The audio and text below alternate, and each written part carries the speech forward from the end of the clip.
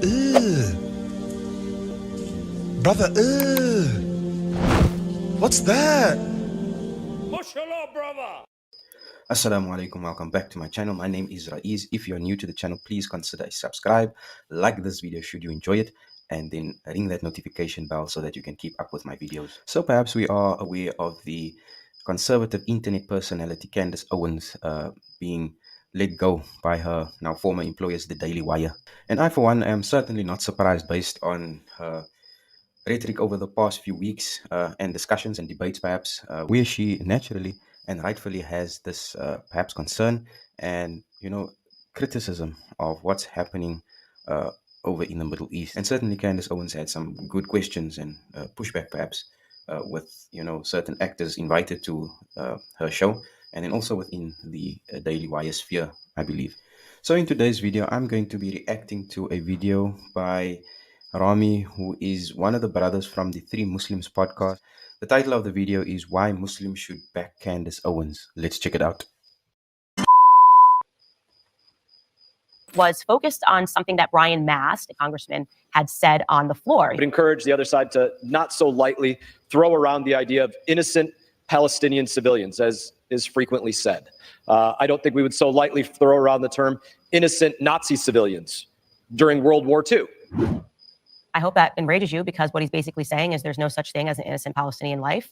And basically, I believe, was laying the groundwork for genocide. That's genocidal language to say about any group of people. After being the only person on the Daily Wire who was remotely fair about what's happening in Palestine, Candace Owens has been fired from the Daily Wire. The Daily Wire is, of course, owned by two Zionists, one named Jeremy Boring, very fitting name, and the other one being Ben Shapiro, the grown man-child himself. Candace Owens, it wasn't like she didn't see this coming. I think she made it clear that she did see it coming, kind of from this one clip. Real power hiding behind a veneer of victimhood, the kind of power that can take somebody out and end their entire career if that person says something that they don't like. And in this case, it's not that I'm saying things that they don't like, it's that I'm refusing to allow my voice to be controlled. That if you do not step out and say things that are radically pro-Israel, or if you are too quiet on certain narratives and they want you to be radically pro-Israel, you can lose everything. That's truth.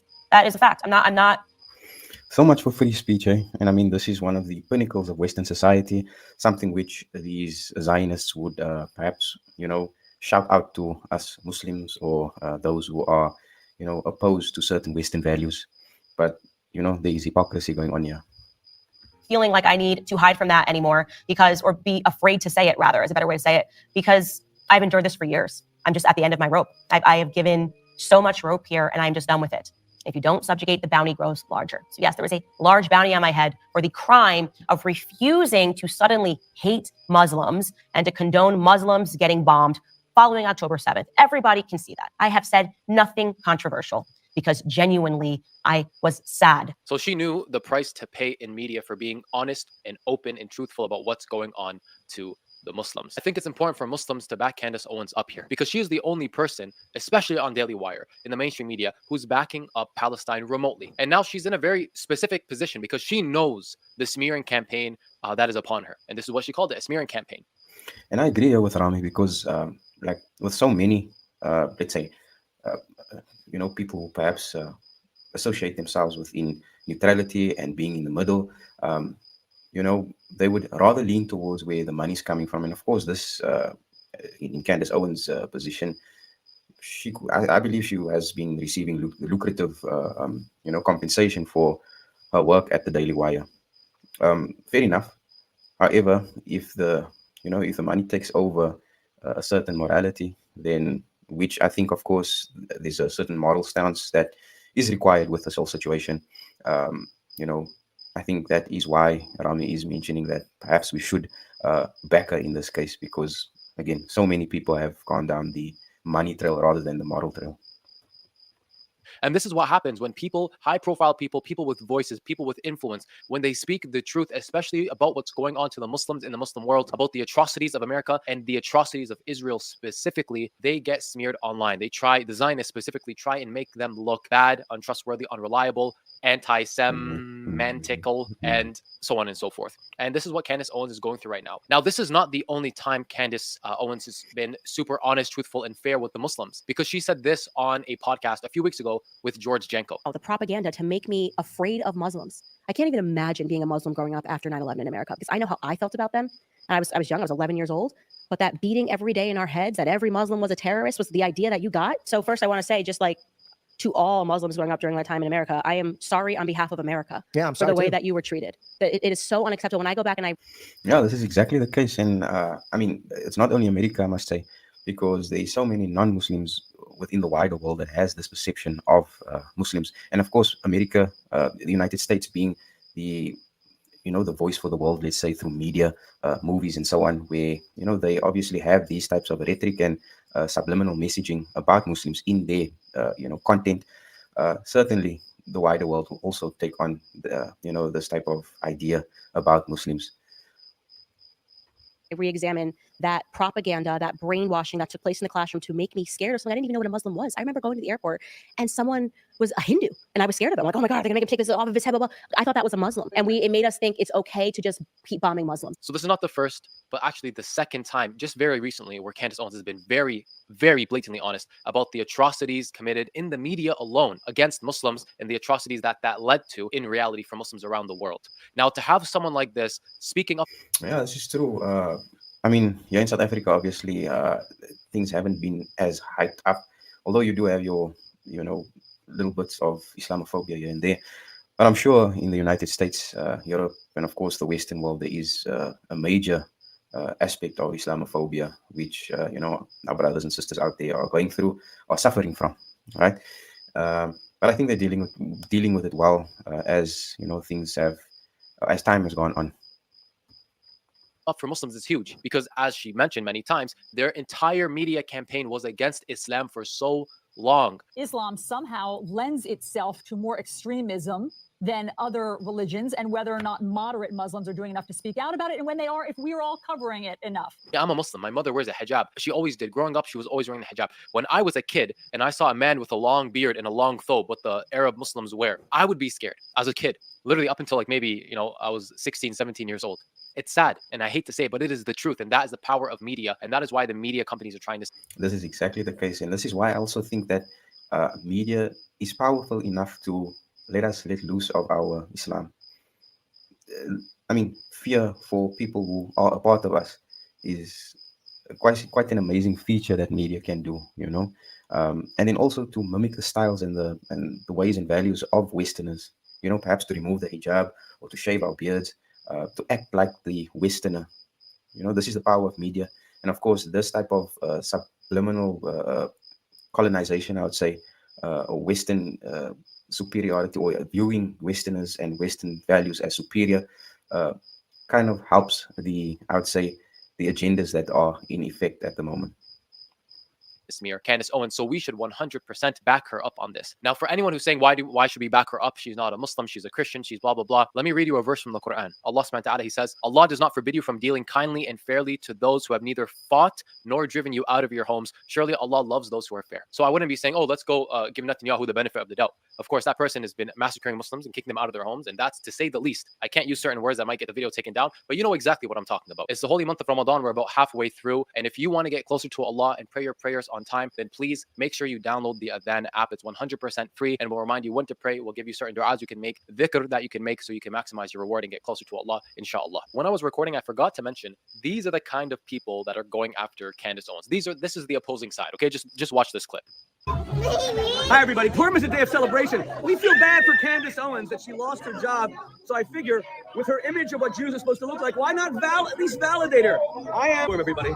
Candace Owens is so far from that she absolutely deserves to have Muslims back her up on this. Allah says he loves those who are fair, and he doesn't forbid us from being fair and kind with them. Now let's look at it like this. She's supporting the Muslims here. The media has shifted tremendously just in the last few months with everything that's happened in Palestine, in Gaza. And now we have people who are not Muslim, who are actually employed by Zionists speaking out against it. This is very important for Muslims to address and to talk about. And I really think all Muslims should be inviting Candace Owens onto their platform, which I extend my invitation to Candace Owens to join me on my platform to talk about it, so that we or anyone else who invites her on can get to the bottom of the smear campaign, can get to the bottom of the real agenda behind Zionism and why they need to demonize Muslims. And how many times Israel or the Zionists have tried to drag America into war against the Muslims. Invading Iraq, that was Israel's idea. They tried to pull them into a war with Iran. When Israel went to war against Lebanon, America had to basically interfere in some way to get them out because they were getting their butts kicked. And now, obviously, for the last 2 decades plus, America has been supplying Israel with arms, with weapons, with money, with bombs, just so they can off innocent men, women, and children. Now, as Muslims, I'm going to... So again, I see why it is so evident that when we as Muslims fall for these tactics, as in to even have a shred of letting go of our Islam, even by the way we present ourselves, to become more Western, helps this, let's say, Zionist agenda. You know, it's becoming, because this notion of Zionism actually wants to control Western society, which I would say it does, you know. And as Muslims, of course, we oppose to these types of values. You know, everything that's going against Islam, we oppose. To be very honest and open and clear. There's this whole thing about the Zionists run the media, and it's true. It's obvious. The Zionists do run the media. Why don't Muslims run the media? I apologize for being so kind of like bland and just saying it outright, but Muslims should really control a big portion of the media. We should at the very least be a huge contender in the media. Why is it that we're not? It's because we haven't been organized, really. We haven't done much to facilitate this. How many Muslims are there in the world? And this is due to colonialism, right? I think that, of course, we are not centralized, we're not structured enough because of colonialism, because of, you know, this type of promoted infighting by the West, you know. I don't know, Shia versus Sunni, Salaf versus Sufi, and I mean, all these types of, like I said, infighting between brothers. Do you not think that we have at least enough Muslims in terms of finances, in terms of skill set, in terms of ability to organize them all together to accomplish great things together for the Muslims, to make the world a safer place for Muslims? We absolutely do. And this is where it starts. As Muslims, we have to hold on tight to the rope of Allah and not become divided. We should work together and hold tightly to anything that gives us benefit. As the Prophet, peace be upon him, he says, a strong believer is better and more lovable to Allah than the weak believer, and there is good in everyone. But cherish that which gives you benefit and seek help from Allah, and do not become hopeless. Don't lose your heart. And if anything in the form of trouble or difficulty comes to you, don't say, if only I did this instead, or if only I did that instead, then that wouldn't have happened to me, and so on and so forth. But rather say, Allah did as he ordained to do. And if you say, if I did this or if I did that, then that only opens the gate to shaitan. So it's a very beautiful hadith. I read the full thing top to bottom. We have to be strong. We'll be more lovable to Allah if we're strong. We have to hold on to that which gives us benefit, and we must not become hopeless or lose our heart, because so long as we have Allah subhanahu wa ta'ala on our side, nothing is impossible. And this is how difficult things are now, but at least they're moving in a positive direction,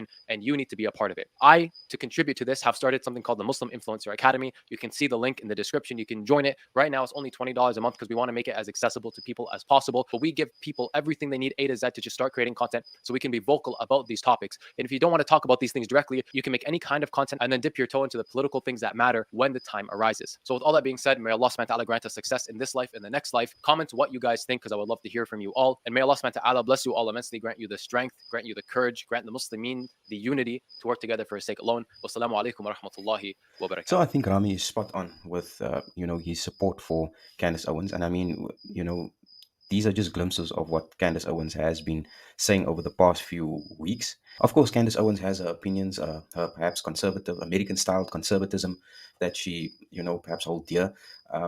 But in essence, she is, you know, realizing the plays that has been occurring over the past few decades with regards to Muslims, and what type of, you know, imagery they've been fed, American society has been fed about Muslims. And of course, it's a negative one. It's a racist one. It is a, you know, it's based on these colonial tactics, I believe, that, you know, forces Muslims to be the other. There's no means of being at peace with our civilizations.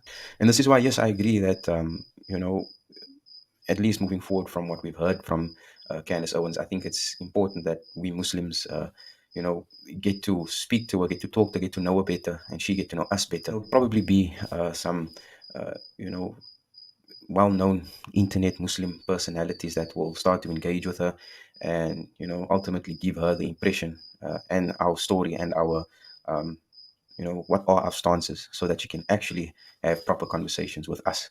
Inshallah, of course, we hope that she takes not only, you know, our rhetoric, but take the whole of Islam with her.